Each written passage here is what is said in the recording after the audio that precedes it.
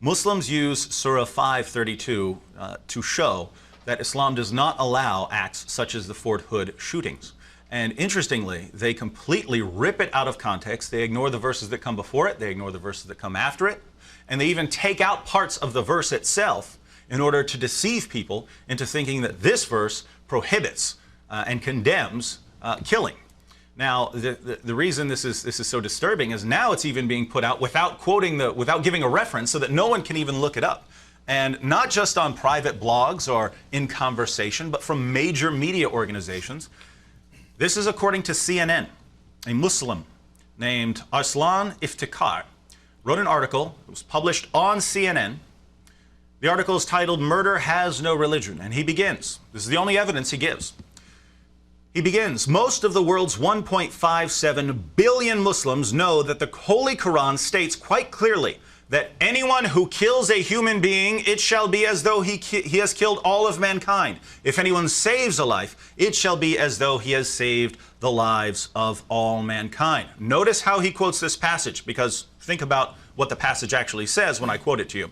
As he has described it for his Western readers who aren't familiar with the Quran, the passage reads, "Anyone who kills a human being, it shall be as though he has killed all mankind." So anyone who kills someone, it is as though he killed all mankind. This is what the Quran teaches. So if you're a Fort Hood shooter, should you be killing anyone? No, anyone you kill, it's as if you're killing all mankind, and you obviously shouldn't kill all mankind. Now, when we are given a passage, we have to consider various things. One, we certainly want to consider what the verse actually says, rather than the verse as it's been altered and dissected by Muslim propagandists in the West. And also, we want to consider the context. What is the point of the verse? What came before it? What came after it? These are the things we want to look to. And when we look to this context for this passage, it means the exact opposite of what this Muslim is saying it means. First of all, let me just give to you what the actual verse itself says before he altered it and took parts out. This is what the verse actually says. "For this reason did we prescribe to the children of Israel." Notice what this says. This isn't saying, "and we have revealed to you Muslims." This is saying that this is a law that was given to the Jews, the children of Israel, and this comes from the Talmud. Interestingly, it's not a revelation from God at all. It's a comment by a Jewish rabbi. But he says, "For this reason did we prescribe to the children of Israel, that whoever slays a soul, unless it be for manslaughter or for mischief in the land," unless it be for manslaughter or for mischief in the land. He cut that part out. He cut out the part about this being for the Jews, and he cut out the part about you being allowed to kill people for spreading mischief in the land or for manslaughter. "It is as though he slew all men, and whoever keeps it alive, it is as though he kept alive all men." And certainly our apostles came to them with clear arguments, but even after that, many of them certainly act extravagantly in the land. So just by looking at what the verse actually says, again, he didn't give us the reference so that people can't look it up. So if you don't know what the reference is, you're just stuck. But when we include the actual context, we see, one, that this was meant for the Jews, and two, that it doesn't say if you kill anyone, it's as if you killed all mankind. It says if you kill anyone, apart from these reasons for killing them, then it's as if you killed all mankind. Now, what happens when we consider the verses that come before it and the verses that come after it? This verse is sort of the conclusion of a passage about Cain and Abel. So Cain decided to kill Abel, and Abel says in the Quran, if you raise up your sword against me, I'm not going to raise up my sword against you. I will not defend myself if you come to kill me, Cain. Now, think about that. Can Muslims apply this situation to themselves? Can they say, this situation applies to us? Of course they can't. Of course they can't. Muslims believe they can defend themselves, and that if someone is coming to kill them, they can raise up their swords to defend themselves. So I don't see how a Muslim can ever apply this passage to Muslims in general, and they wouldn't want to, except for the fact that they can misuse the conclusion of this verse.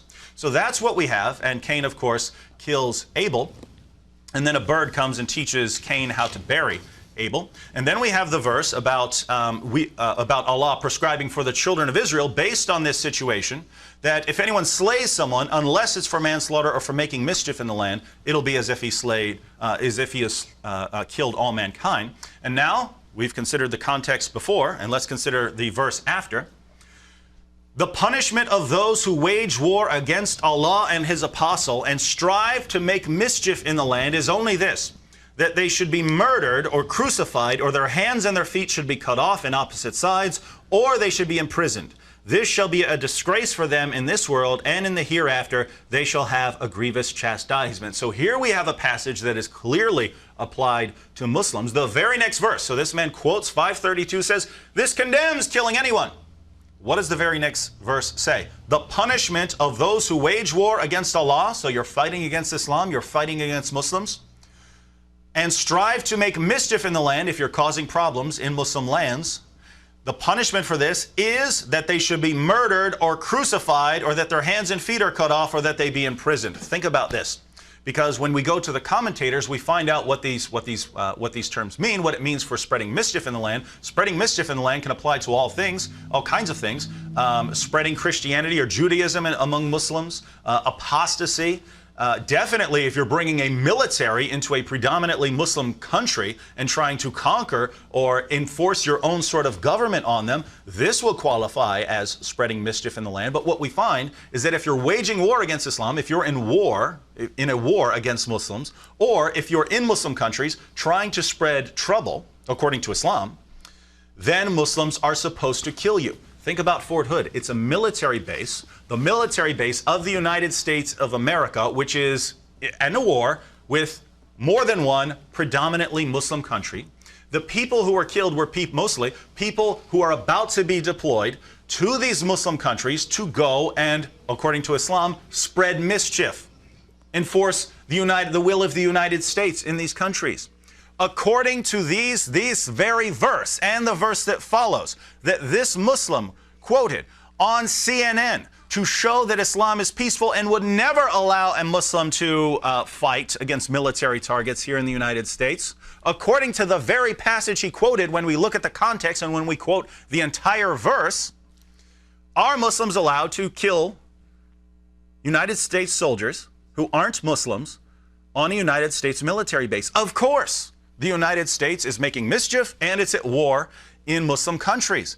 The very passage he's quoting specifically declares that a Muslim can kill these people. And Muslims twist it and make it sound as if this passage says that you can't. This is outright deception, and they get away with it not just in one-on-one conversations, but on the major media networks. And if you inform the media of this, if you call up CNN and say, let me tell you what this passage actually says, hey, read the entire verse, not how he misquoted it.